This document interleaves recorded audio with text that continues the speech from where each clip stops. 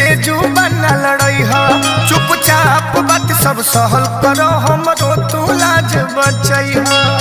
केहू तिरछा तकनी कहे, केहू बात पकनी कहे, कुछ कहे हो ऐसैया ऐसैया देवरा मन रखनी कहे, ननदी तो फेकनी कहे, सास कौआ हकनी कहे हो ऐसैया देवरा मन रखनी कहे, ननदी तो फेकनी कहे, सास कौआ हकनी कहे।